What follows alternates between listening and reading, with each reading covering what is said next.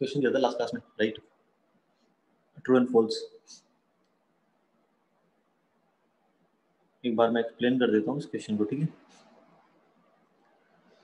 Reaction लिखा हुआ है जिसका केसी दिया हुआ है 4, ठीक है, और ग्राफ भी दिया हुआ है। ग्राफ में कॉन्सेंट्रेशन NO2 का और N2O4 का कॉन्सेंट्रेशन का ग्राफ बनाया गया है, और उस ग्राफ में ग्राफ से साफ पता चल रहा है कि इक्विलिब्रियम पॉइंट पे NO2 का कॉन्सेंट्रेशन ज्यादा है, राइट?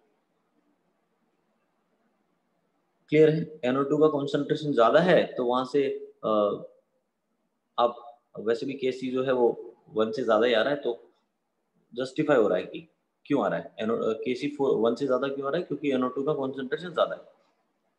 पहले ऑप्शन से चेक करेंगे, उसमें लिखा हुआ QC has maximum value at A। अच्छा, A स्टार्टिंग में जब B तो बना ही नहीं था, B तो 0 था, मतलब एट पॉइंट A सिर्फ N2O4 था, NO2 तो था ही नहीं, तो सिर्फ N2O4 है, तो QC का वैल्यू किस पे डिपेंड करता है? प्रोडक्ट के कॉन्सेंट्रेशन पे डिवाइडेड बाय रिएक्टेंट, तो प्रोडक्ट का कॉन्सेंट्रेशन ज्यादा होना चाहिए ना। पॉइंट A पे तो प्रोडक्ट का कॉन्सेंट्रेशन है ही नहीं, राइट? तो क्योंकि पॉइंट A पे प्रोडक्ट का कॉन्सेंट्रेशन ही नहीं है, तो यहाँ पे तो QC जो है वो मिनिमम होगा, मैक्सिमम कैसे हो सकता है? तो ये फॉल्स हो गया। सेकेंड पॉइंट पे वो बोल रहा है कि अगर N2O4 और NO2 का कॉन्सेंट्रेशन इक्वल है, जो कि 0.1 है, तो क्या रिएक्शन लेफ्ट टू राइट मतलब फॉरवर्ड डायरेक्शन में जाएगा? तो आपको क्या करना है, रिएक्शन कोएफिशिएंट और K इक्विलिब्रियम निकालना है, ठीक है? तो बी ऑप्शन के लिए तो बहुत सिंपल सा कैलकुलेशन है कि सेकंड ऑप्शन के लिए आपको करना क्या है, आप Q निकालेंगे। Q क्या आएगा? NO2 का कॉन्सेंट्रेशन का स्क्वायर मतलब 0.1 का स्क्वायर डिवाइडेड बाय N2O4 का जो कि 0.1 है, तो ये आ गया 0.1 आ गया, जो कि KC से बहुत कम है। इसका मतलब सिंपल सी बात है, Q लेस देन KC मतलब रिएक्शन फॉरवर्ड डायरेक्शन में जाएगा। फिर थर्ड पॉइंट वो बोल रहा है कि QC is equals to KC at point B। अच्छा, पॉइंट B पे नहीं, पॉइंट B इक्विलिब्रियम पॉइंट तो नहीं है, तो फॉल्स हो गया। पॉइंट D जो है या पॉइंट C है, वो दोनों इक्विलिब्रियम वाली लाइन में है, तो वहां पे जरूर बोला जा सकता है कि QC is equals to KC होगा, ठीक है? नेक्स्ट जो क्वेश्चन है उसको एक बार ध्यान से पढ़ो, ठीक है? थोड़ा अच्छा क्वेश्चन है। एक इक्वेशन दिया गया है जो कि 100 लीटर वेसल में हो रहा है, उसका केसी भी दिया गया है, और इक्विलिब्रियम पे किसका कितना मोलैरिटी है वो भी दिया गया है, ठीक है? इक्विलिब्रियम पे A, B एंड D का मोलैरिटी दिया गया है, C के बारे में कुछ नहीं बोला उन्होंने, ठीक है? तो देखो सीधा मैं डायरेक्टली लिख देता हूं कि कॉन्सेंट्रेशन एट इक्विलिब्रियम, की इक्विलिब्रियम पे क्या कॉन्सेंट्रेशन है? 0.02 इसका है, 0.01 इसका है, इसका x मान लेते हैं, नहीं पता, इसका 0.01 है, ये दिया गया है। अब क्योंकि ये दिया गया है तो आप केसी तो निकाल ही सकते हो। केसी का वैल्यू आपको पता है 1.6 into 10 power minus 3 is equal to क्या होगा बेटा? x का क्यूब होगा इंटू ये होगा 0.01 का स्क्वायर डिवाइडेड बाय 0.02 का होल स्क्वायर इंटू 0.01 हो जाएगा सिंपल। यहाँ से x निकाल लेंगे, x का आंसर कितना आएगा? मैं डायरेक्टली लिख रहा हूँ, ये आएगा 4 इंटू 10 की पावर माइनस 2, ठीक? x है क्या? C का कॉन्सेंट्रेशन। x क्या है? C का कॉन्सेंट्रेशन। तो क्या जो C का कॉन्सेंट्रेशन है उसी को ऐसे लिख सकते हैं क्या कि उसका moles divided by volume. Volume तो बेटा 100 लीटर है, is equals to 4 into 10 power minus 2, तो मोल्स कितना आ गया? 4 आ गया, ठीक है? आपसे क्या पूछा है? मॉलिक्यूलर वेट पूछा है। मॉलिक्यूलर वेट निकालने के लिए क्या करते हैं? Weight divided by molecular weight is equals to 4। Weight दिया गया है 176, मॉलिक्यूलर वेट कैलकुलेट करना है, ये 4 आ गया, यहाँ से कैलकुलेट कीजिए, molecular weight is equal to 44 आ जाएगा,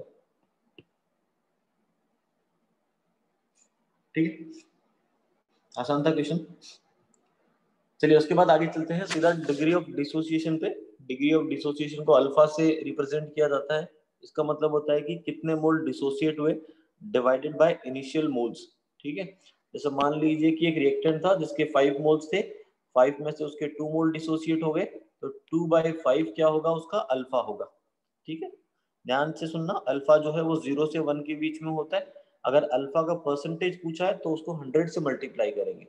ठीक है, तो moles dissociated divided by initial moles जो होंगे वो क्या होगा, अल्फा होगा। ठीक, एग्जैक्टली ऐसे ही कॉन्सेंट्रेशन कितना डिसोसिएट हो रहा है डिवाइडेड बाय इनिशियल कॉन्सेंट्रेशन, वो भी अल्फा होगा। एग्जैक्टली उसी तरीके से प्रेशर कितना डिक्रीज हो रहा है डिवाइडेड बाय इनिशियल प्रेशर, वो भी अल्फा होगा। ठीक है, मोल्स, मोलारिटी एंड प्रेशर, तीनों के टर्म्स में डिग्री ऑफ डिसोसिएशन को डिफाइन किया जाता है, और ये हमेशा जो है 0 से 1 के बीच में होगा।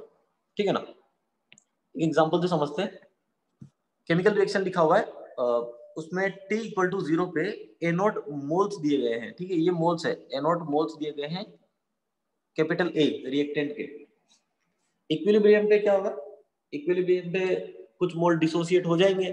ध्यान से सुनिएगा, अगर अल्फा आपको दिया गया है तो आप किस तरीके से इक्वेशन लिखेंगे वो मैं आपको एक्सप्लेन कर रहा हूँ। कि जैसे मान लीजिए आपको बोला गया है कि 5 मोल से, और एक रिएक्टेंट है जिसका मोल इनिशियल मोल 5 है और उसका अल्फा 0.5 है। तो अल्फा 0.5 मतलब क्या हो गया, अल्फा 0.5 मतलब क्या हो गया, 0.5 इज इक्वल्स टू कितना मोल डिसोसिएट हुआ डिवाइडेड बाय इनिशियल मोल। तो इनिशियल मोल्स कितना आ गया, ओ सॉरी, डिक्रीज इन मोल कितना आ गया, 2.5 आ गया।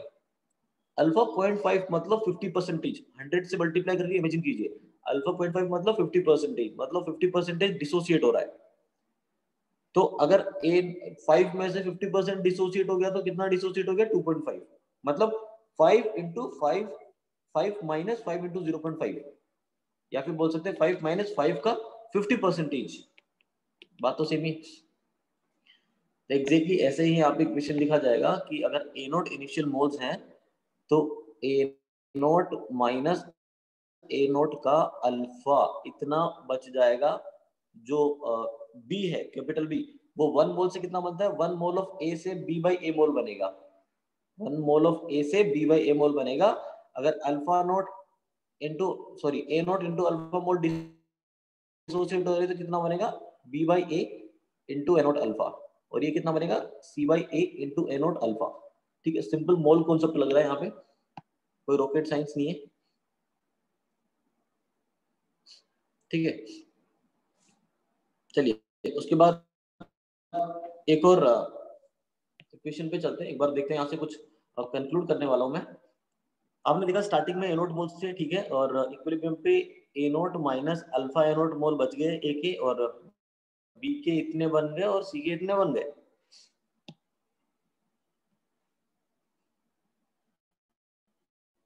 ठीक है, तो आपको इक्विलिब्रियम पे तीनों के मोल पता चल गए, तो इतने मोल्स तो थे ए के, ये थे बी के और ये सी के, तीनों को ऐड किया तो टोटल मोल्स मिल गए। सभी में से ए नोट कॉमन लिया तो इतना बच गया, मतलब टोटल मोल्स ये मिल गया। ठीक, आप पार्शियल प्रेशर निकालना चाहते हैं, मान लीजिए ए बी और सी तीनों गैसेस है और तीनों में से किसी का भी पार्शियल प्रेशर निकालना चाहते हैं, तो आपको उसका मोल फ्रैक्शन पता होना चाहिए इनटू टोटल प्रेशर पता होना चाहिए। तो मोल फ्रैक्शन कैसे निकालेंगे, मान लीजिए कैपिटल ए की आप बात कर रहे हैं, कैपिटल ए के मोल फ्रैक्शन कैसे निकालेंगे, इक्विलिब्रियम पे उसके moles divided by total moles into total pressure. तो जैसे ही आपने मोल फ्रैक्शन निकाला, ये ए नोट से ए नोट कैंसिल हो गया, मतलब initial moles constant cancel out हो गया, इनिशियल मोल ही कैंसिल हो गया। कब, जब आप प्रेशर निकाल रहे थे, जब आप प्रेशर निकाल रहे थे पार्शियल प्रेशर, तो इनिशियल मोल कैंसिल आउट हो गया। और पार्शियल प्रेशर निकाल के करते क्या है, हम केपी निकालते हैं, केपी निकालते हैं। इसका मतलब ये हो गया कि जब भी आपको केपी निकालना है, जब भी आप केपी निकालना चाहते हैं और अल्फा के टर्म में आप डील कर रहे हैं, अल्फा के टर्म में आप इक्वेशन को लिख रहे हैं, ठीक है, तो आपको इनिशियल मोल की जरूरत नहीं है, इनिशियल मोल कैंसिल हो जाएगा अपने आप। तो आप कुछ भी मान लीजिए, आपको क्वेश्चन में इनिशियल मोल दिया ही नहीं जाएगा, बाय डिफॉल्ट आप 1 मान लीजिए। वही मैं बोल रहा हूँ कि to calculate KP from alpha initial moles are required, initial moles are, ये यहाँ पे थोड़ा मैंने रॉन्ग लिखा है, initial moles KP, to calculate KP from alpha initial moles are not required. But for KC, but अगर आपको केसी कैलकुलेट करना है जो कि टोटली कॉन्सेंट्रेशन पर डिपेंड करता है, तो वहां पे आपको इनिशियल मोल पता होने चाहिए। मेरे कहने का मतलब ये है कि जब भी आपको केपी कैलकुलेट करना है और आप अल्फा के टर्म में इक्वेशन लिख रहे हैं ना, तो आप इनिशियल मोल्स को 1 मान लीजिए, क्योंकि इनिशियल मोल से फर्क भी नहीं पड़ने वाला, कुछ भी मानिए कैंसिल हो जाएगा, तो सबसे अच्छा है 1 मानिए। ठीक है, जैसे क्वेश्चन है, सॉल्व करते हैं, इसी से समझेंगे कि क्या क्या बोलना चाह रहा था मैं।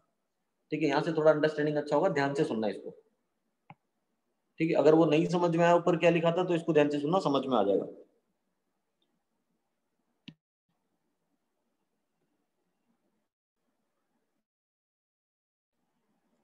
देखो एक रिएक्शन लिखा हुआ है बेटा, जहां पे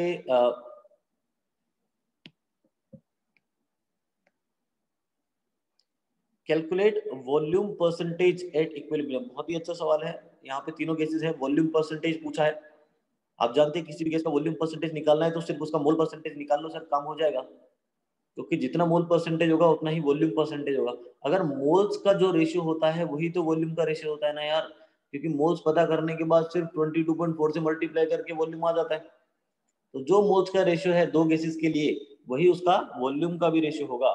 मतलब मोल परसेंटेज और वॉल्यूम परसेंटेज दोनों सेम है। आपसे मोल परसेंटेज पूछा है, केपी दिया गया है, क्वेश्चन को ध्यान से पढ़िए, लिखा हुआ है KP is equals to 0.2 under total equilibrium pressure of 2 ATM.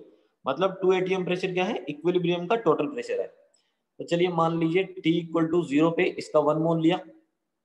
ठीक है, इक्विलिब्रियम पे इसके 1 में से इसका एक्स मोल डिसोसिएट हो गया, इसका एक्स मोल बन गया, इसका भी एक्स मोल बन गया।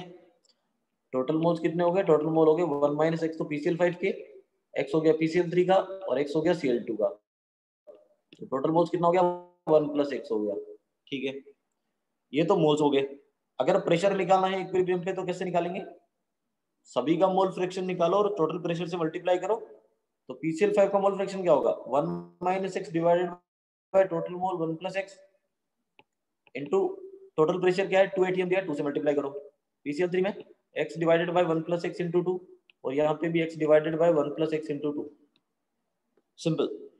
तो केपी क्या हो जाएगा, केपी हो जाएगा 0.2, जो कि दिया हुआ है ना क्वेश्चन में। तो डायरेक्ट इक्वेशन मिल जाएगा 2x divided by 1 plus X into 2x divided by 1 plus X whole divided by 2 into 1 minus X divided by 1 plus X हो गया।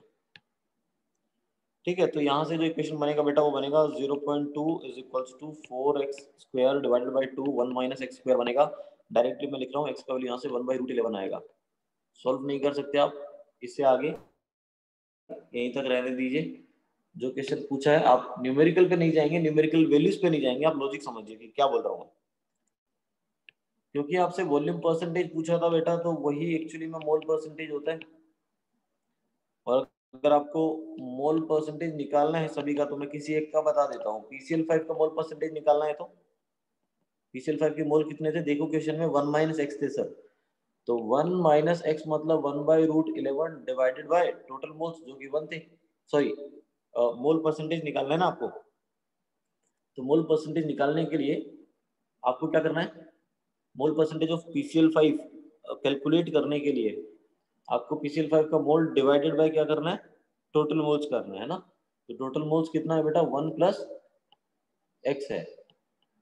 ठीक है, एग्जैक्टली ऐसे अगर आपको मोल परसेंटेज ऑफ पीसीएल3 निकालना है, तो पीसीएल3 का मोल परसेंटेज क्या होगा, उसका है आई थिंक एक्स है उसका ना। तो वो हो जाएगा 1/√11 जो कि उसका मोल्स है, डिवाइडेड बाय ये जो कि टोटल मोल्स है। ठीक है, और 100 से मल्टीप्लाई करना ना भूले क्योंकि परसेंटेज पूछा गया है। ठीक है, तो कैलकुलेशन थोड़ा लेंदी हो गया यहाँ पे, बट फिर भी चलेगा। मोल परसेंटेज एट इक्विलिब्रियम पूछा है, तो थोड़ा अलर्ट रहेंगे, क्वेश्चन थोड़ा अच्छा है। यहाँ पे कैलकुलेशन थोड़ा लेंदी हो रहा है, कॉन्सेप्ट क्लियर होना चाहिए बस। ठीक है,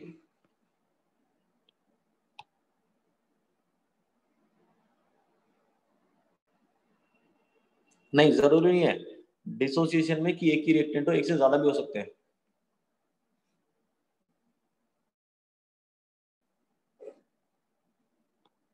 ठीक है, नेक्स्ट क्वेश्चन देखिए।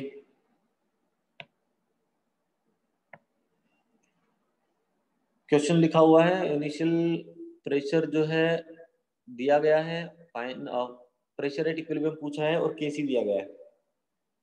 मैं इसका हिंट दे देता हूँ, क्वेश्चन आपको सॉल्व करना है। क्योंकि इस रिएक्शन का डेल्टा एन जी 0 है, तो जो केसी है वही केपी होगा। मतलब आपको केपी दिया गया डायरेक्टली 25। सबसे पहले क्या करेंगे, जब सभी का कॉन्सेंट्रेशन दिया गया है, सभी का प्रेशर दिया गया है, तो क्यूपी निकालो। क्यूपी निकालो ना, तब देखो कि क्यूपी केसी से ज्यादा आ रहा है कम आ रहा है, क्योंकि मुझे पता नहीं रिएक्शन किधर चल रहा है। तो क्यूपी हो गया 10⁻1 इंटू 10⁻1 बाय 1 स्क्वायर। ये आ गया 100, जो कि केसी से ज्यादा है, मतलब बैकवर्ड डायरेक्शन में रिएक्शन चल रहा है। इसका मतलब 10 में से इसके x मोल डिसोसिएट होंगे, इसके भी 10 में से x डिसोसिएट होंगे, और इसका x बन जाएगा तो 1 प्लस, इसका 2x बन जाएगा तो 1 प्लस 2x हो जाएगा। मोल्स पता चल गया सबके, सॉरी प्रेशर पता चल गया, ये प्रेशर ही तो था, इनिशियल प्रेशर दिया था ना, ये सब प्रेशर ही तो है डायरेक्टली।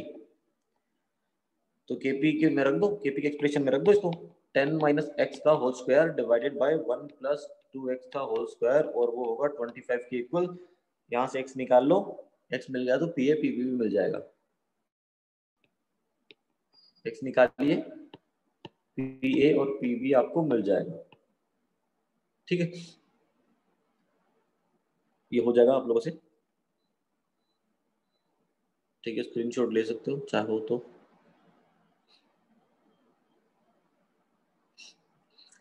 नेक्स्ट जो है, नेक्स्ट क्वेश्चन देखिए, रिएक्शन लिखा हुआ है, सभी गैसेस में है, इनिशियल कॉन्सेंट्रेशन दिया गया 5 मोलर 2 मोलर, अल्फा पूछा गया है पी और क्यू का, और के सी भी दिया गया है। ऑब्वियस सी बात है, सिर्फ रिएक्टेंट ही लिखा है तो डिसोसिएट तो ये होंगे, तो सर 5 में से मान लो 2x ये चला गया, 2 में से तो ये x ये, अच्छा एक ये पॉइंट यहाँ से थोड़ा अच्छा आ रहा है, वो मैं आपको एक्सप्लेन कर रहा हूँ, सुनिएगा ध्यान से। बहुत दो तरीके आपके पास यहाँ से स्टार्ट करने के, मतलब आपको सेलेक्ट करना है कि कौन सा आसान रहेगा। जैसे 5 था, आप बोलोगे सर 5 में से इसका x डिसोसिएट हुआ, तो इसका x/2 होगा, इसका x/2 बनेगा, इसका 3x/2 बनेगा, फ्रैक्शन में आ रहा है सब कुछ। आप ये मानिए ना कि 5 में से इसका कितना डिसोसिएट हो रहा है, उसके स्टोइकियोमेट्रिक कोएफिशिएंट को देखो, 2 है ना, तो 2x मान लो, क्योंकि फिर अपने आप सब है ना स्टोइकियोमेट्रिक कोएफिशिएंट के टर्म्स में आ जाएगा कि 5 में से 2x डिसोसिएट हुआ, तो सर इसका x बनेगा, सॉरी इसका x डिसोसिएट होगा 2 में से, सर r का x बनेगा और s का 3x बनेगा। ये सब इसके स्टोइकियोमेट्रिक कोएफिशिएंट ही तो है, समझ रहे बात आप। तो जब भी आप लिख रहे हैं ना कि इतना डिसोसिएट हो रहा है, आप स्टोइकियोमेट्रिक कोएफिशिएंट को देखो और उसके टर्म में लिख दो कि 5 में से 2x गया, इसका x गया, r का x बन गया और s का 3x बन गया। आसान रहता है क्योंकि सब कुछ इंटीजर जैसा लग रहा है, यहाँ पे फ्रैक्शनल नहीं है, तो थोड़ा कैलकुलेशन में हमको हो सकता है टाइम कम लगे। केसी का वैल्यू दिया गया है जो कि 3 है, वो क्या होगा, x इंटू 3x का cube divided by 5 minus 2x का स्क्वायर इंटू 2 माइनस एक्स की पावर 1। यहाँ से सॉल्व करेंगे तो x इक्वल टू 1 आएगा, x इक्वल टू 1 आया, मतलब देखो ध्यान से, इसका मतलब ये हो गया कि p कितना है, p है 5 माइनस 2, ये कितना है 2 माइनस 1। अब मुझे बताओ p का अल्फा कितना है, सर 2 मोल डिसोसिएट है 5 में से, 0.4 है अल्फा। q का अल्फा क्या है, सर 1 मोल डिसोसिएट हुआ 2 में से, 0.5 है अल्फा। तो यहाँ पे अल्फा डिफाइन किया मैंने, देखो, और रिएक्टेंट एक से ज्यादा थे तो भी ठीक। तो ये क्लैरिटी मिल रहा है यहाँ पे आपको कि अल्फा क्या होता है, कितने मोल डिसोसिएट हुए डिवाइडेड बाय इनिशियल मोल्स। और जैसे मान लीजिए मैं एक फिर से एक जनरल रिएक्शन लिख रहा हूँ आपके सामने, कुछ ऐसा रिएक्शन है, ठीक है, आपको वो दिया गया है कि इसका ए नोट मोल है, तो आप कैसे बोलेंगे कि ए नोट में से इसका ए एक्स गया, इसका बी एक्स बना, इसका सी एक्स बना। ये ए एक्स मैंने यहाँ पे इसलिए लिखा क्योंकि इसका स्टोइकियोमेट्रिक कोएफिशिएंट ए था, आसान हो जाता है मेरे लिए फिर लिखना, बहुत आसान हो जाता है। ठीक है, और ये तो क्लियर है ना कि इसका ए एक्स मोल, अगर इसका ए एक्स मोल यूज हो रहा है तो इसका बी एक्स बनेगा और इसका सी एक्स बनेगा, ये तो मोल कॉन्सेप्ट है, ठीक है। एक एक क्वेश्चन है, इसको सॉल्व कीजिए आप लोग अभी, ठीक है। इस क्वेश्चन को लिख लीजिए पहले और फिर सॉल्व कीजिए।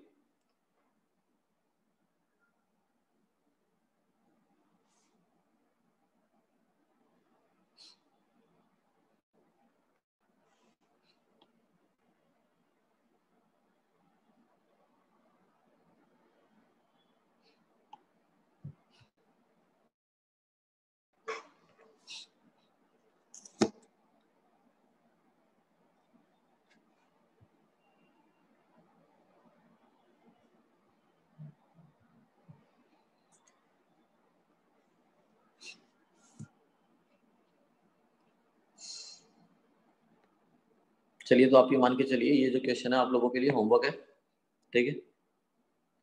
सॉल्व कीजिएगा इसे, है ना।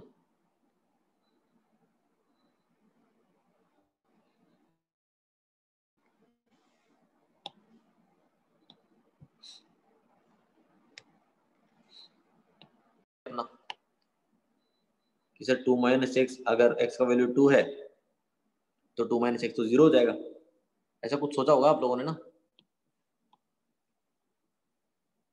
नहीं बेटा, जो फिर से मैं बोल रहा हूं, मैंने इसीलिए आपको बोला, आपसे पूछा क्या गया है सिर्फ वो ध्यान रखेंगे। इस क्वेश्चन में आपको ए गिव्स टू बी लिखा था ना यार, सिर्फ ए का कॉन्सेंट्रेशन निकालिए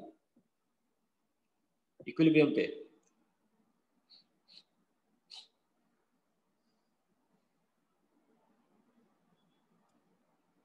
बेटा ऐसा कोई रूल नहीं है, कौस्तुभ जो आपने लिखा है ऐसा कोई रूल नहीं है, ठीक है। 2 क्वेश्चन सॉल्व कराऊंगा, उसको सॉल्व करो, कॉन्सेप्ट को समझो, रटना नहीं है, कोई कंक्लूड नहीं करना है, तुम लोग साइंटिस्ट नहीं हो, ठीक है। तो जल्दी से कंक्लूड मत किया करो, एक क्वेश्चन हुआ कि कंक्लूड कर दिया, सर ऐसा करेंगे क्या। सही है, ग्रंथ का भी आंसर सही है, कामत का भी सही है, कौस्तुभ का तो गलती आता है हमेशा। 4 × 10⁻⁵ नहीं है, 16 × 10⁻⁵ जो है वो करेक्ट आंसर है। एक बार ट्राई कीजिए आप लोग सभी, फिर मैं तो एक्सप्लेन कर दूंगा, एक बार आप लोग थोड़ा मेहनत कीजिए।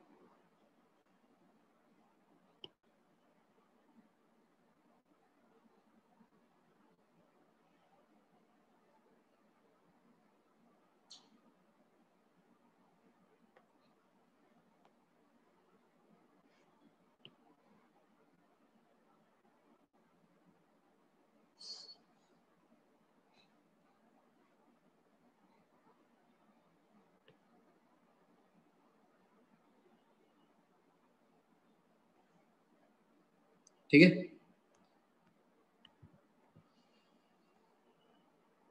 चलिए तो ठीक है, मैं सॉल्व कर देता हूँ।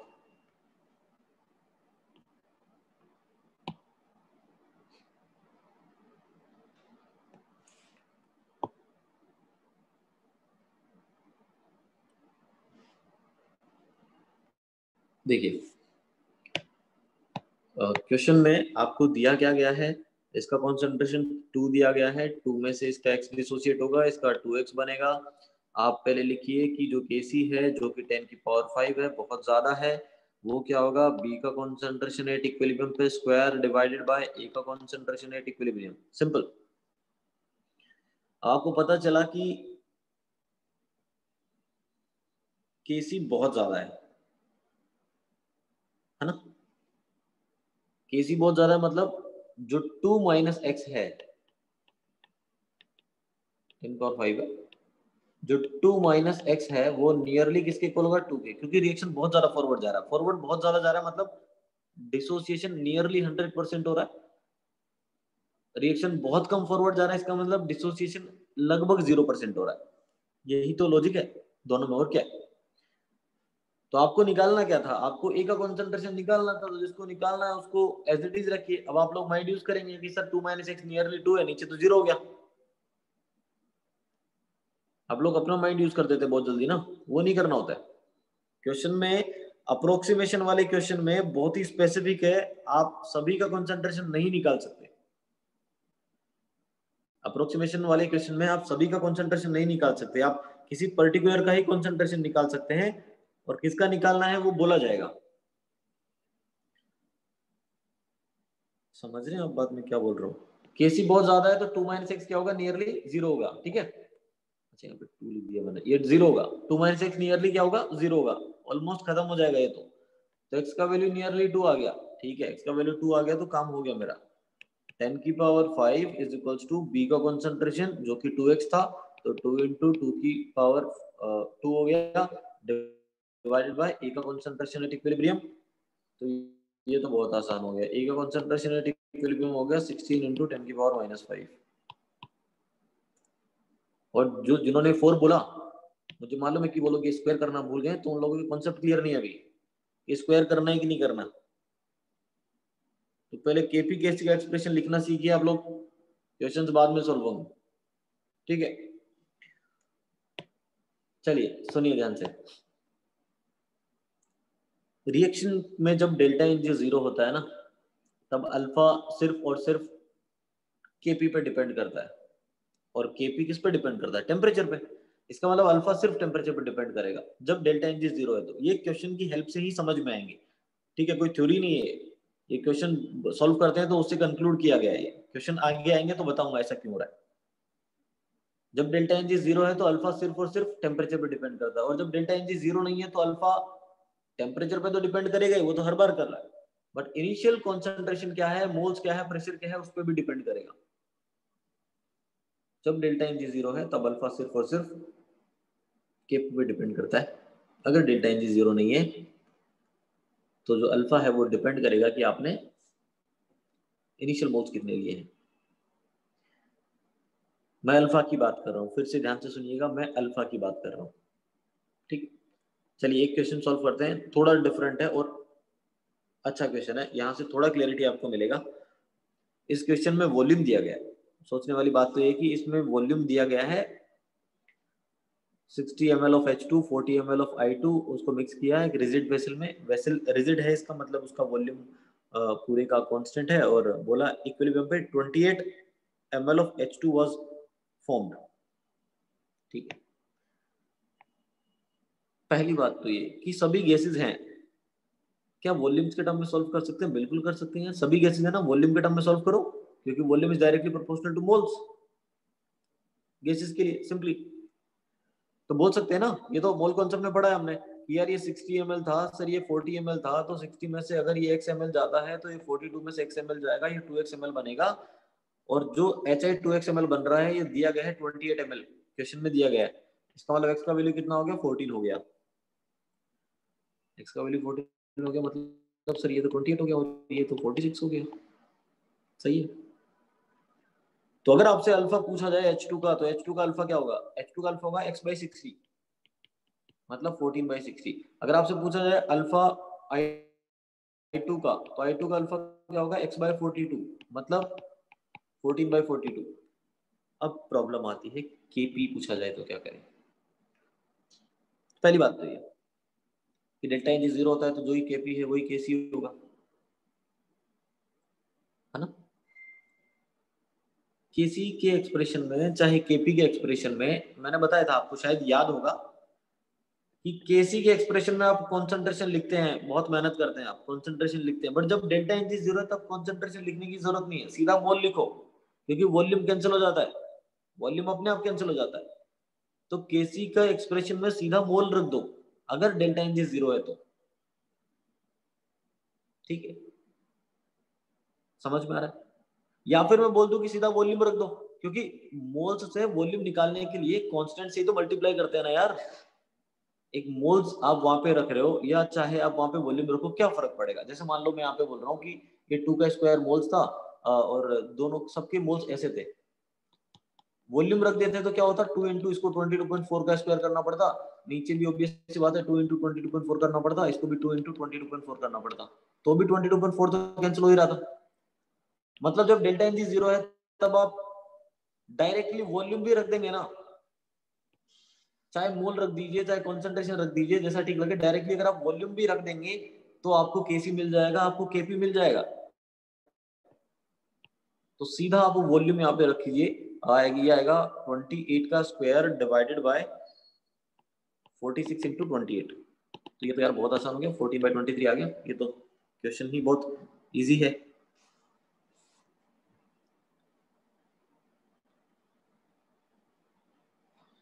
समझ रहे?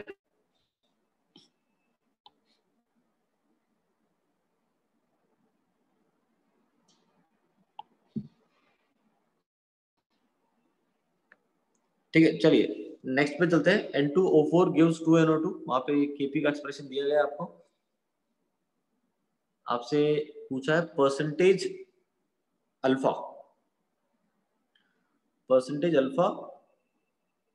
Of N2O4 at 160 mm of Hg। पहली बात मैं आपको जो बोल रहा हूँ सुनना, पूरे चैप्टर में आपको जो भी डेटा दिया गया है वो या तो स्टार्टिंग में दिया जाएगा या इक्विलिब्रियम पे दिया जाएगा। स्टार्टिंग पॉइंट और इक्विलिब्रियम पॉइंट के अलावा बीच में डेटा देने का कोई लॉजिक ही नहीं बनता इस चैप्टर में, क्योंकि टाइम की बात नहीं कर रहे हम यहाँ पे, वो केमिकल काइनेटिक्स में होता है, राइट। यहाँ पे जो क्वेश्चन लिखा हुआ है ना, percentage alpha of N2O4 at 160 mm of Hg, मतलब ये परसेंटेज अल्फा कब पूछ रहा है आपसे, जब प्रेशर 160 mm of Hg है। तो हम ये मान के चलेंगे कि परसेंटेज अल्फा आपसे इक्विलिब्रियम पे पूछा जा रहा है, आपसे इक्विलिब्रियम पे पूछा जा रहा है। तो इस रिएक्शन का तो केपी याद करने के लिए सर आपने फॉर्मूला बताया था कि 4 alpha square P total divided by 1 minus alpha square. KP तो डायरेक्टली पता ही है सर हमें 640, 4, ठीक है, अल्फा निकाल लेंगे, पी टोटल पता ही है 160 divided by 1 minus alpha square, alpha निकालो यहाँ से 1/√2 आ जाएगा। कितना आसान हो गया, बहुत मेहनत करना पड़ता, वैसे डायरेक्टली फॉर्मूला याद है, बहुत आसान हो गया। सेकंड क्वेश्चन घुमा के पूछ रहा है कि at what pressure N2O4 would be 50% dissociated. Second में भी Kp equal to 4 alpha square P total divided by 1 minus alpha square लगाएंगे।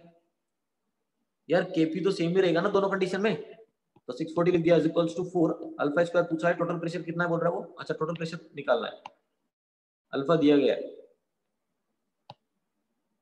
1/2 हो गया अल्फा, ये 1/4 P total divide by 1 minus 1/4, P total निकाल लीजिए 480 आ जाएगा mm of Hg। ठीक है, अगर रिएक्शन याद है, फॉर्मूला याद है, तो बहुत जल्दी हो जाएगा क्वेश्चन। और जैसा कि आप देख सकते हैं, ये जो रिएक्शन थी N2O4 gives 2NO2, इसका डेल्टा Ng 0 नहीं था, इसका डेल्टा Ng 0 नहीं था, तो यहाँ पे जो अल्फा है वो डिपेंड कर रहा है प्रेशर पे। आपने देखा ना, क्योंकि केपी तो सेम ही रहेगा, केपी कांस्टेंट है, वेरिएबल कौन है, अल्फा और पी टोटल, तो अल्फा जो है वो पी टोटल पे डिपेंड करेगा, और टोटल प्रेशर किस पे डिपेंड करता है, इनिशियल प्रेशर पे। तो इसका मतलब अल्फा जो है प्रेशर पे डिपेंड कर ही रहा है सर, करेगा ही करेगा। अगर डेल्टा एन जी 0 होता तो अल्फा प्रेशर पे इन सब पे डिपेंड नहीं करता, सिर्फ और सिर्फ टेम्परेचर पे डिपेंड करता। अगर ये क्वेश्चन जो है डेल्टा एन जी के लिए पूछा जाता तो अल्फा दोनों में कांस्टेंट होता, क्योंकि अल्फा सिर्फ और सिर्फ टेम्परेचर पे डिपेंड करता है अगर डेल्टा एन जी 0 है तो। यहाँ पे डेल्टा एन जी 0 नहीं था, तो देखने से पता चल रहा है कि अल्फा सर पी टोटल पे डिपेंड कर रहा है। ठीक है, एक और क्वेश्चन थोड़ा डिफरेंट है, टफ भी बोल सकते हैं, सोचना पड़ेगा, ऐसे क्वेश्चन आएंगे आपके सामने जहां पे बहुत सारे मिक्सचर लिए जाएंगे, हो सकता है कभी लिक्विड भी मिला दिया जाए साथ में। मैंने यहाँ पे लिया है N2 और PCl5 का मिक्सचर लिया है, N2 1 मोल है, PCl5 3 मोल है, टोटल 4 मोल हो रहा है, उसको मिलाया 100 लीटर वेसल में और इतना टेम्परेचर दिया गया है, और वो बोल रहा है इक्विलिब्रियम प्रेशर 2.05 है। उस पूरे कंटेनर का इक्विलिब्रियम पे उसने प्रेशर मेजर किया, कोई डिवाइस होगा जिससे मेजर किया, पता चला 2.05 एटीएम है। ठीक, पहली बात तो ये कि इक्विलिब्रियम मतलब कुछ तो है जो डिसोसिएट होगा, डिसोसिएट कौन होगा, PCl5 डिसोसिएट होगा, N2 तो होता नहीं है। तो सिर्फ PCl5 डिसोसिएट होगा, N2 का कुछ नहीं होने वाला। इसका मतलब सर ये जो PCl5 है ये डिसोसिएट होगा, ये PCl3 प्लस Cl2 में आएगा। मान लीजिए T इक्वल टू 0 पे इसका प्रेशर P है, मान लेते हैं T इक्वल टू 0 पे इसका प्रेशर P है। ध्यान से सुनना, T इक्वल टू 0 पे प्रेशर P माना, इक्विलिब्रियम पे P में से P अल्फा ये चला गया, तो ये P अल्फा बनेगा, ये भी P अल्फा बनेगा। तो टोटल प्रेशर क्या हो गया? टोटल प्रेशर हो गया P minus P alpha PCl3 का, फिर P alpha P minus P alpha तो PCl5 का, फिर ये P अल्फा PCl3 का प्लस P अल्फा ये Cl2 का। तो टोटल प्रेशर आया बेटा P प्लस P अल्फा, मतलब P कॉमन ले लीजिए 1 प्लस अल्फा, ये टोटल प्रेशर आ गया। ठीक है, और दिया गया टोटल प्रेशर ही तो दिया गया यार आप। चलिए, बट थोड़ा डिफरेंट है इक्वेशन, क्यों है सुनना ध्यान से। स्टार्टिंग में आपको 4 मोल्स दिए गए थे, टोटल प्रेशर आपको स्टार्टिंग में नहीं पता, आपको ये पता है कि टोटल वॉल्यूम कितना है, आपको टेम्परेचर पता है। आप टोटल प्रेशर निकालिए पहले, total pressure P into V is equal to N, जो कि 4 होगा, R कितना है 0.0821, टेम्परेचर कितना है 500 केल्विन होगा। तो टोटल प्रेशर निकालिए, यहां से आएगा 1.64 atm। ये टोटल प्रेशर 1.64 atm कब है? इनिशियली स्टार्टिंग में, जब उसके 1 और 3 मोल थे, ये इनिशियल है बेटा। तो इनिशियल टोटल प्रेशर अगर 1.64 है, इनिशियली कौन कौन प्रेजेंट था? इनिशियली सर सिर्फ N2 और PCl5 प्रेजेंट था, तो इनिशियली N2 का प्रेशर निकाल सकते हैं बिल्कुल सर। N2 का mole fraction into total pressure, N2 का मोल फ्रैक्शन कितना है? N2 का है सर 1/4, मोल्स दिए गए ना, इनटू 1.64, तो यहां से मिल गया ये 0.41 मिल गया N2 का प्रेशर। एग्जैक्टली ऐसे PCl5 का प्रेशर भी मिल गया, कितना 3/4 इंटू 1.64, सॉल्व करेंगे 1.23 आएगा। मतलब PCl5 का स्टार्टिंग में प्रेशर जो आपने P माना था वो एक्चुअली में 1.23 है, कम हो गया। तो आप बोलेंगे total pressure is equals to P, P मतलब 1.23 इंटू 1 प्लस अल्फा, अल्फा निकालना है। कोई मुझे ये बता सकता है कि P टोटल की जगह क्या रखा जाए? सोच समझ के बोलिएगा, टोटल प्रेशर की जगह क्या रखा जाए?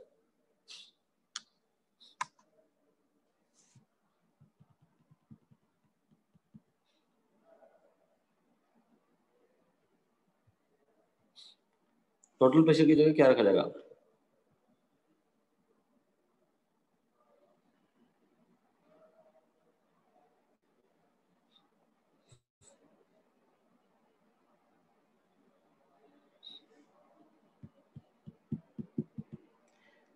सुनिएगा ध्यान से, इक्विलिब्रियम पे हमने मेजर किया 2.01 प्रेशर आया। जो 2.01 प्रेशर आएगा वो पूरे कंटेनर का प्रेशर है यार, उसके अंदर N2 भी प्रेजेंट है, N2 का प्रेशर माइनस करना पड़ेगा आपको, क्योंकि इस रिएक्शन में जो P टोटल मैं लिख रहा हूँ, ये P टोटल क्या है? इस रिएक्शन का प्रेशर है कि इस रिएक्शन में जितने भी रिएक्टेंट और प्रोडक्ट है सब मिला के कितना प्रेशर एक्सर्ट कर रहे हैं। तो ये जो P टोटल लिखा है ये क्या है? PCl5 वाली रिएक्शन का टोटल प्रेशर, बट आपको जो दिया गया है वो पूरे कंटेनर का दिया गया है 2.05। तो 2.05 में से आपको N2 का माइनस करना पड़ेगा। N2 कहाँ पे? N2 का 0.41 दिया गया, बहुत बढ़िया। तो ये 0.41 आ गया is equals to 1.23 into 1 plus alpha. बेटा यहाँ से अल्फा निकालेंगे आसानी से, ठीक है। अल्फा यहाँ से मिलेगा 0.3333, मतलब 1/3 हो गया अल्फा। अल्फा पता चल गया, फिर तो केपी PCl5 वाली इक्वेशन के लिए याद करवाया था मैंने, P total alpha square divided by 1 minus alpha square. P total 1.64 है, अल्फा पता है 1/3 का square divided by 1 minus 1/9। Solve कीजिए, आ जाएगा 0.205। मैं डायरेक्टली वैल्यूज लिख रहा हूँ, केपी निकालना था काम हो गया, अल्फा और केपी निकालना था, दोनों किया हमने। बट देखिए यहाँ पे ये प्रॉब्लम आप लोगों से हो सकता था कि जो फॉर्मूला आप याद रख रहे हो ना, Kp equal to P total alpha square divided by 1 minus alpha square, ये P टोटल क्या है? इस रिएक्शन का टोटल प्रेशर है, इस रिएक्शन की वजह से टोटल प्रेशर कितना है वो है। तो हमें सिर्फ इस रिएक्शन की वजह से प्रेशर चाहिए। हमें जो 2.05 दिया गया है वो पूरे कंटेनर का दिया गया है, उसमें तो N2 भी प्रेजेंट है, तो N2 का प्रेशर माइनस करना पड़ेगा। समझ रहे हैं? ठीक है, चलिए सुनिए। अब एक और कॉन्सेप्ट है, उतना यूजफुल कॉन्सेप्ट नहीं है, लिखा हुआ है मॉड्यूल में इसलिए बता रहा हूँ। क्यों यूजफुल नहीं है ये भी मैं बताऊंगा आपको। बिना इस कॉन्सेप्ट के भी क्वेश्चन सॉल्व होगा और इससे जल्दी होगा, बट फिर भी क्योंकि लिखा हुआ है तो बताना जरूरी है।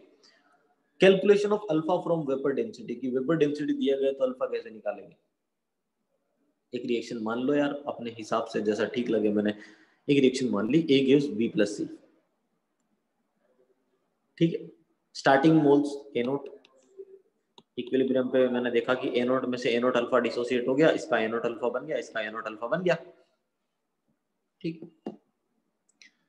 टोटल मोल्स कितने हो गए इक्विलिब्रियम पे, टोटल मोल्स इन तीनों को ऐड कर दो तो बन जाएगा A naught plus A naught alpha मिल जाएगा, मतलब टोटल मोल्स आ गए बेटा आपकी, टोटल मोल्स आपकी ये आ गए A note into 1 plus alpha, total moles भी पता चल गए। चलिए अच्छा है, वेपर डेंसिटी निकालना है हमें ना, सॉरी वेपर डेंसिटी की हम बात कर रहे हैं, वेपर डेंसिटी मॉलिक्यूलर मास पे डिपेंड करता है ना, मॉलिक्यूलर मास बाय 2, याद होगा आपको। अब सुनना ध्यान से, स्टार्टिंग में आपने ए का ए नोट मोल लिया, आपने ए नोट मोल लिया, बी और सी तो कुछ था नहीं, तो कोई बता सकता है कितना हमने, कितना ग्राम, कितना मास लिया हमने। सर स्टार्टिंग में ए का ए नोट मोल लिया, मतलब स्टार्टिंग में हमने ए नोट इंटू ए का मॉलिक्यूलर मास से मल्टीप्लाई कर दो, इतना वेट हमने लिया स्टार्टिंग में। तो जितना वेट स्टार्टिंग में लोगे, मान लो 50 ग्राम लिया, वेट तो कंजर्व ही रहता है ना यार, हर एक टाइम पे टोटल मिला के 50 ग्राम ही रहेगा। वो बात अलग है कि ए कुछ डिसोसिएट होके कुछ बी बन जाएगा, बट ए और बी का और सी का तीनों का मास मिला के वापस से 50 ग्राम ही तो रहने वाला है ना, वेट थोड़ी चेंज हो जाएगा। तो जो थ्योरेटिकल मास है एम, थ्योरेटिकल मास कितना मिला, A naught into molecular mass of A, ठीक, क्योंकि ए अकेला प्रेजेंट था। इक्विलिब्रियम पे तीनों प्रेजेंट है, ए बी और सी, जब तीनों प्रेजेंट है तो मास क्या निकालेंगे, एवरेज मास निकालेंगे। जब एक से ज्यादा गैसेस प्रेजेंट होती है तो सर हम एवरेज मास निकालते हैं। तो इक्विलिब्रियम पे जो मास होता है उसको ऑब्जर्व्ड मास बोलते हैं, उसको ही एवरेज मास बोलते हैं। और एवरेज मास कैसे निकाला जाता है, total mass by total mole, simple सा फॉर्मूला है, total mass by total mole. Total mole तो ए नॉट इंटू 1 प्लस अल्फा है, निकाल चुके हैं। टोटल मास कितना है, वो भी अच्छी बात है sir, A naught into M ही तो होगा, इतना ही तो मास लिया था हमने, यही तो टोटल मास है। रिएक्शन के हर एक पॉइंट पे टोटल मास इतना ही तो होगा, वो थोड़ी चेंज हो जाएगा। तो आपने थ्योरेटिकल मास निकाल लिया आपने, थ्योरेटिकल मतलब इनिशियल वाला होता है, फिर से बोल रहा हूँ, ऑब्जर्व्ड मतलब इक्विलिब्रियम पे होता है, ठीक है। तो टी इक्वल टू 0 पे जो मास होता है वो थ्योरेटिकल होता है बेटा, इक्विलिब्रियम पे जो मास होता है उसे ऑब्जर्व्ड मास बोलते हैं या उसे एवरेज मास बोलते हैं। टी इक्वल टू 0 पे जो वेपर डेंसिटी है उसको कैपिटल डी से रिप्रेजेंट किया जाता है, और इक्विलिब्रियम पे जो डेंसिटी है उसको स्मॉल डी से रिप्रेजेंट किया जाता है। तो मेरी बात ध्यान से सुनिएगा, अगर आपको ऑब्जर्व्ड और थ्योरेटिकल मास का रेशियो निकालना है, इसका मतलब आपको स्मॉल डी और कैपिटल डी का रेशियो निकालना है, इसका मतलब आपको स्मॉल डी और कैपिटल डी का रेशियो निकालना है। मैं फिर से बोल रहा हूं, सुनिएगा ध्यान से, आपको अगर ऑब्जर्व्ड मास और थ्योरेटिकल मास का रेशियो निकालना है, इसका मतलब आपको स्मॉल डी और कैपिटल डी का रेशियो निकालना है, क्योंकि ऑब्जर्व्ड तो स्मॉल डी से रिलेटेड है और थ्योरेटिकल कैपिटल डी से रिलेटेड है। ये स्मॉल डी और कैपिटल डी है क्या, है तो वेपर डेंसिटी ना, अलग अलग टाइम पे, एक स्टार्टिंग में है, एक इक्विलिब्रियम पे है, बट है तो वेपर डेंसिटी, राइट। अब सुनो ध्यान से, वेपर डेंसिटी का फॉर्मूला क्या होता है, molecular mass divided by, vapour density का फॉर्मूला होता है मॉलिक्यूलर मास डिवाइड बाय 2, मतलब vapour density depends on molecular mass, right. आप लोग अच्छे से जानते हैं मोल्स कैसे निकालते हैं, मोल्स निकालते हैं sir wait divided by molecular mass. इसका मतलब मॉलिक्यूलर मास और मोल्स इनवर्सली प्रोपोर्शनल है, इसका मतलब वेपर डेंसिटी मोल्स के इनवर्सली प्रोपोर्शनल है, वेपर डेंसिटी मोल्स के इनवर्सली प्रोपोर्शनल है। तो जहां पे आपने ये रेशियो लिखा है ना, small D by capital D, small D कब है बेटा, स्मॉल डी है इक्विलिब्रियम पे, मतलब इक्विलिब्रियम का vapour density divided by starting का डेंसिटी। तो मोल्स का रेशियो उल्टा आएगा, स्टार्टिंग का मोल्स डिवाइडेड बाय इक्विलिब्रियम के टोटल मोल्स, और जो मोल्स का रेशियो होता है वो प्रेशर का होता है कि स्टार्टिंग का प्रेशर डिवाइडेड बाय इक्विलिब्रियम का प्रेशर। स्टार्टिंग मोल्स क्या था, सिर्फ ए नोट था, टोटल मोल्स क्या था, ए नोट इंटू 1 प्लस अल्फा था, ए नोट से ए नोट कैंसिल, अल्फा का फॉर्मूला यहाँ से मिल गया, D by D minus one, capital D by small D minus one. But इसको याद नहीं करेंगे। क्यों याद नहीं करेंगे? क्योंकि जो रिएक्शन लिखा है वो ए गिव्स बी प्लस सी है। अगर किसी का भी स्टोइकियोमेट्रिक कोएफिशिएंट चेंज हो गया, किसी का भी 2 आ गया गलती से, पूरा एक्सप्रेशन चेंज हो जाएगा। तो याद करने का कोई मतलब नहीं बनता। इस एक्सप्रेशन को क्वेश्चन कैसे आते हैं वो समझो आप। ये ध्यान रखना जरूरी है कि t इक्वल टू 0 पे थ्योरेटिकल है और इक्विलिब्रियम पे जो है वो ऑब्जर्व्ड है, और जो वेपर डेंसिटी होता है वो मोल्स के इनवर्सली प्रोपोर्शनल होता है। सिर्फ इतना पता है, आपका काम हो जाएगा। इस पूरे डेरिवेशन को समझने की जरूरत भी नहीं थी उतनी। क्वेश्चन देखो कैसे आ रहा है। वेपर डेंसिटी ऑफ PCl5 दिया गया है। पहली बात तो वेपर डेंसिटी PCl5 का दिया गया है, तो ये वेपर डेंसिटी कहां पे होगा? ऑब्वियस सी बात है, इक्विलिब्रियम पे होगा, राइट। ये इक्विलिब्रियम पे वेपर डेंसिटी दिया गया है। अल्फा परसेंटेज पूछ रहा है ना। 1 मान लो स्टार्टिंग में, मोल्स 1 मान लिए। 1 में से इसका अल्फा डिसोसिएट हुआ, इसका अल्फा बना, इसका अल्फा बना। टोटल मोल्स कितना होता है? टोटल मोल 1 प्लस अल्फा होता है, पता ही है हमें। अच्छा एक बात बताइए, अगर आपको एवरेज मास निकालना है या आपको ऑब्जर्व्ड मास निकालना है, सुनिएगा ध्यान से मैं क्या बोल रहा हूं। आपको क्वेश्चन में वेपर डेंसिटी ऑफ PCl5 दिया गया है, मतलब एवरेज मास दिया गया है इक्विलिब्रियम पे, जो होगा 2 × 57.9। वो किसके इक्वल होगा? वो होगा total mass divided by total मोल के इक्वल। टोटल मोल कितना है? 1 प्लस अल्फा। टोटल मास कितना है? कैसे कैलकुलेट करेंगे? देखो, आपने 1 मोल लिया था PCl5 का, 1 मोल का मास कितना होता है? 1 मोल का मास होता है सर 208.5, दिया हुआ है क्वेश्चन में, ब्रैकेट में। हो गया, यहाँ से अल्फा निकाल लिया, अल्फा आएगा 0.8। ये क्वेश्चन सॉल्व। आपको ऊपर वाला फॉर्मूला याद रखने की जरूरत नहीं थी, capital D by small D, उससे भी रखोगे तो भी आंसर आएगा। बट ये उस इक्वेशन को याद रखने का, फॉर्मूले को याद रखने का लॉजिक तब बनता था जब a gives b plus c होता है। a gives 2b plus 3c हो जाता तो प्रॉब्लम हो जाती। ये कॉन्सेप्ट याद रखेंगे, average mass by average mass is equal to total mass by total mole. Total mass क्या होता है? जितना मोल आपने लिया था स्टार्टिंग में, उसको उसी के मोलिकुलर मास से मल्टीप्लाई कर दो, क्योंकि मास तो कंजर्व ही रहता है। ठीक है। अच्छा, ये क्वेश्चन में थोड़ा क्लैरिटी मिला के,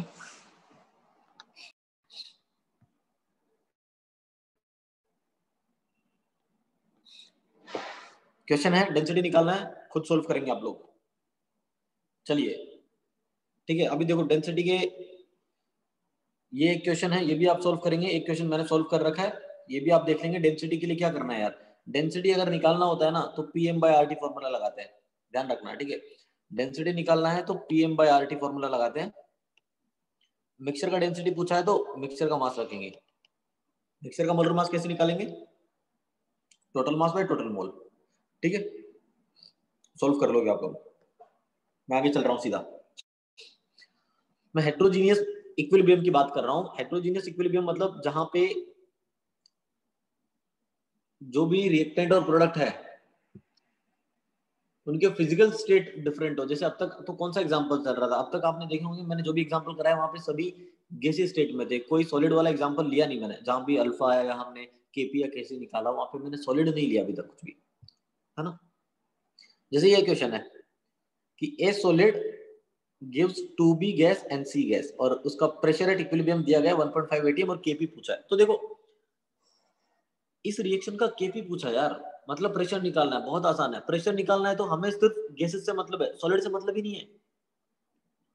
तो डायरेक्टली यहाँ पे आप इक्विलिब्रियम पे मान लो ना, आप मान सकते हो कि इक्विलिब्रियम पे अगर सी का प्रेशर पी है तो बी का 2p होगा, दुगना होगा। ए का क्या? ए से मतलब ही नहीं है मुझे, क्योंकि ये तो सॉलिड है, उसके प्रेशर की बात ही नहीं करते। बस हो गया काम, इतने। टोटल प्रेशर क्या होगा? सर टोटल प्रेशर होगा 2p प्लस p, मतलब 3p होगा। और वो तो दिया गया सर, 3p तो दिया गया है 1.5 क्वेश्चन में, इसका मतलब p का वैल्यू कितना हो गया? 0.5 हो गया। kp का एक्सप्रेशन क्या आएगा? kp का एक्सप्रेशन आएगा p की पावर 1 इंटू 2p का स्क्वायर। तो 0.5 की पावर 1 इंटू 2p मतलब 2 इंटू 0.5 की पावर 2। सोल्व कर लो, आंसर आ गया। समझ रहे हैं?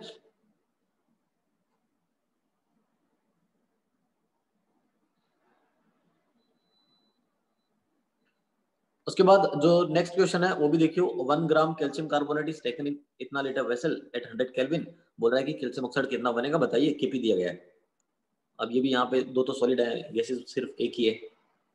देखो मोल्स तो सबके होंगे, ये तो क्लियर है, चाहे सॉलिड हो चाहे लिक्विड हो चाहे गैस हो, मोल्स तो सबके होते हैं। बट जो प्रेशर होता है वो सिर्फ किसके लिए डिफाइन होता है, गैसेस के लिए, राइट। तो वेट दिया गया था 1 ग्राम मतलब 0.01 मोल दिया गया था कैल्शियम कार्बोनेट का। तो 0.01 मोल्स अगर है इसका, तो 0.01 में से 0.01 अल्फा डिसोसिएट हो गया, 0.01 अल्फा ये बन गया, 0.01 अल्फा ये बन गया, मतलब मोल्स आपको पता चल गया यार, तीनों के मोल्स पता चल गए इक्विलिब्रियम पे कितने। अच्छा केपी का एक्सप्रेशन क्या होगा इसका, KP is equals to pressure of CO2, बस इतना होगा, क्योंकि बाकी तो सॉलिड है। KP is equal to pressure of CO2 आएगा, सिंपल। और प्रेशर ऑफ CO2 तो मैं निकाल सकता हूँ यार, CO2 का प्रेशर तो मैं निकाल सकता हूँ आसानी से। कैसे निकालोगे CO2 का प्रेशर, nRT/V से। केपी दिया गया मुझे 0.04। CO2 का प्रेशर निकालने के लिए CO2 का मोल्स R इंटू टेम्परेचर रखना पड़ेगा और वॉल्यूम पूरे कंटेनर का रखना पड़ेगा। तो 0.04 इक्वल टू CO2 का मोल्स कितना है बेटा, CO2 का मोल्स दिख रहा है क्वेश्चन में 0.01 अल्फा, तो 0.01 अल्फा CO2 का मोल्स हो गया। R कितना रखेंगे 0.0821, टेम्परेचर कितना है 1000 केल्विन, वॉल्यूम कितना है 0.821, अल्फा निकालेंगे यहां से, अल्फा सॉल्व करेंगे आएगा 0.04, अल्फा 0.04 आ गया, ठीक है। इसका मतलब मोल्स ऑफ CO2 बताओ मुझे, मोल्स ऑफ कैल्शियम ऑक्साइड निकालो कितना आएगा, कैल्शियम ऑक्साइड का मोल्स कितना है 0.01 इंटू अल्फा, अल्फा मतलब 0.04, तो मास कितना आएगा, जो भी मोल्स आया उसको उसके मोलिकुलर मास से मल्टीप्लाई कर दो, जो कि इसका 56 होता है। तो सॉल्व करेंगे तो 0.0224 ग्राम आएगा, ठीक है। क्वेश्चंस जो मैं आपको करवा रहा हूँ ना, कोई भी क्वेश्चन टफ नहीं है, मतलब कोई थ्योरी नहीं है इस चैप्टर में। पहली बात तो क्वेश्चन ही सॉल्व करना है, इतने क्वेश्चन इसलिए सॉल्व कराए जा रहे हैं ताकि आदत बन जाए, बस फास्ट क्वेश्चन सॉल्व हो। कैसे स्टार्ट करना है वो समझ में।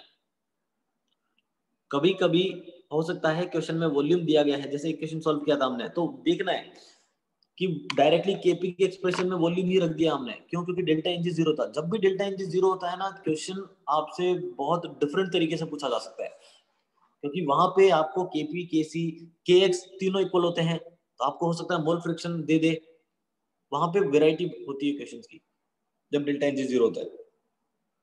आप ध्यान रखेंगे, वॉल्यूम भी रख सकते हैं आप, मोल्स रख सकते हैं आप, कॉन्सेंट्रेशन रख सकते हैं आप, चाहे तो प्रेशर रख सकते हैं, जो आपको ठीक लगे रख दीजिए, केपी केसी मिल जाएगा,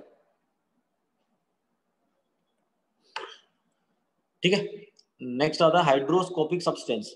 हाइड्रोस्कोपिक सब्सटेंस क्या है, जो वाटर वेपर को एब्जॉर्ब करते हैं मॉइस्ट एयर से, है ना, जो भी वाटर वेपर को एब्जॉर्ब कर रहे हैं मॉइस्ट एयर से, उन्हें क्या बोलते हैं, हाइड्रोस्कोपिक सब्सटेंस, एचएस मैंने शॉर्ट में लिखा है इसे। जैसे कैल्शियम एनहाइड्रस कैल्शियम क्लोराइड को देखिए, एनहाइड्रस कैल्शियम क्लोराइड जो है हाइड्रोस्कोपिक सब्सटेंस है, जो कि मॉइस्ट एयर से वाटर वेपर को H2O गैस को एब्जॉर्ब करता है, 6 मॉलिक्यूल H2O के एब्जॉर्ब करता है, H2O गैस के, और हाइड्रेटेड फॉर्म में आ जाता है। इसका मतलब क्या हुआ कि जो भी मॉइस्ट एयर था, उस मॉइस्ट एयर में से इसने वेपर को क्या कर लिया, एब्जॉर्ब कर लिया, वेपर को एब्जॉर्ब कर लिया, राइट। समझ में आ रही बात, मैं फिर से क्या बोल रहा हूँ, सुनना ध्यान से। जो एनहाइड्रस कैल्शियम क्लोराइड है, इसने मॉइस्ट एयर में से जो वाटर वेपर है उसको एब्जॉर्ब कर लिया। इसका मतलब ये जो CaCl2 है, ये ड्राइंग एजेंट की तरह काम कर रहा है। जो एनहाइड्रस सॉलिड आपने लिया है, ये ड्राइंग एजेंट की तरह काम कर रहा है, ये मॉइस्ट एयर से वेपर को एब्जॉर्ब कर रहा है, और कितना मॉलिक्यूल एब्जॉर्ब करेगा ये आपको क्वेश्चन में दिया जाएगा। जैसे मैंने यहाँ पे 6 वाटर मॉलिक्यूल लिखा, हर एक ड्राइंग एजेंट का प्रॉपर्टी होता है वो कितना मॉलिक्यूल एब्जॉर्ब करेगा, ठीक है, ये तो आप जानते हैं। तो मैं एक एग्जांपल से आपको समझा रहा हूँ कि मैं इस छोटे से टॉपिक में बताना क्या चाहता हूँ, कि आपने मॉइस्ट एयर के 2 सैंपल लिए, मॉइस्ट एयर दोनों जगह, ठीक है। एक जगह आपने ड्राइंग एजेंट MCl2 यूज किया, दूसरी जगह M प्राइम Cl2 यूज किया, दोनों अलग अलग हैं, दोनों अलग अलग हाइड्रोस्कोपिक सब्सटेंस है। जो MCl2 है वो सिर्फ 4 वाटर मॉलिक्यूल एब्जॉर्ब कर रहा है, और जो M प्राइम Cl2 है वो 6 वाटर मॉलिक्यूल एब्जॉर्ब कर रहा है। जो भी है, दोनों अपने अपना हाइड्रेटेड सॉल्ट बना रहे हैं। इस रिएक्शन का केपी क्या लिखोगे? इस रिएक्शन का केपी, ये तो सॉलिड, इसको नहीं देखना, MCl2 सॉलिड, इसको नहीं देखना, तो क्या लिखोगे? KP equal to 1 bye H2O के प्रेशर की पावर 4, इतना बोलेंगे।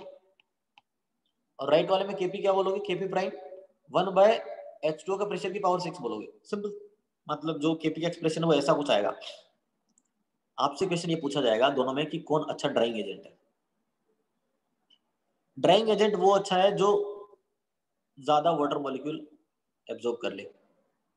ज्यादा वाटर मॉलिक्यूल एब्जॉर्ब वही करेगा जो ज्यादा फॉरवर्ड जा रहा है, ज्यादा फॉरवर्ड रिएक्शन में जा रहा है। जिसका केपी ज्यादा होगा वही अच्छा ड्राइंग एजेंट होगा। जिसका केपी ज्यादा होगा वही अच्छा ड्राइंग एजेंट होगा, और जिसका केपी ज्यादा है उसका पार्शियल प्रेशर कम होगा। ऑब्वियस सी बात है, उस क्वेश्चन में पार्शियल प्रेशर वेपर का कम होगा। इसका मतलब आपसे कोई पूछ ले कि कौन अच्छा ड्राइंग एजेंट है, तो आपका टारगेट क्या है? आप देख लीजिए कि कौन से क्वेश्चन में पार्शियल प्रेशर जो है H2O का वो कम आ रहा है, या किसी क्वेश्चन का केपी ज्यादा आ रहा है। जिसका केपी ज्यादा वो अच्छा ड्राइंग एजेंट, या जिसका पार्शियल प्रेशर वेपर का, वाटर वेपर का पार्शियल प्रेशर जहां पे कम आ रहा है वो भी अच्छा ड्राइंग एजेंट है। ठीक है, तो वही लिखा हुआ है। कभी कभी आपको पार्शियल प्रेशर नहीं दिया जाता है, रिलेटिव ह्यूमिडिटी दी जाती है। आप जानते हैं कि relative humidity is directly proportional to partial pressure of water vapour. तो जैसा आपने बोला कि पार्शियल प्रेशर कम है तो अच्छा ड्राइंग एजेंट है, तो आप ये भी बोल सकते हैं कि रिलेटिव ह्यूमिडिटी अगर कम है तो भी अच्छा ड्राइंग एजेंट है। तो रिलेटिव ह्यूमिडिटी अगर कम आ रही है, दो इक्वेशन दी गई, दोनों का रिलेटिव ह्यूमिडिटी दिया गया, जिसका RH कम होगा वो अच्छा ड्राइंग एजेंट होगा। ठीक है, वही लिखा हुआ है। ठीक है, तो आई थिंक